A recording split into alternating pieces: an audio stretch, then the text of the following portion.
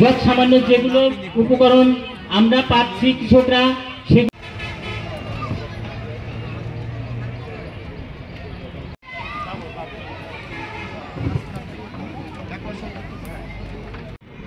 উদ্যোগ নেওয়া হয়েছে। তারই ধারাবাহিকতায় বিষয়বস্তু যে দেশের সন্তান বুকে ধারণ ও লালন করতে হবে।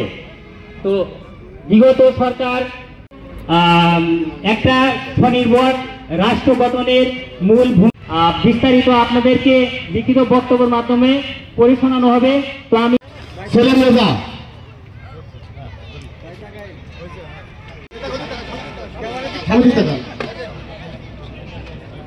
বিপ্লবী সদস্য সচিব খান্ডু ভাই আমাদের মাঝে উপস্থিত রয়েছেন। সাধারণ সম্পাদক তাওই শাহিন উপস্থিত, সম্পাদক সাইফুল ইসলাম সহ উপস্থিত রয়েছেন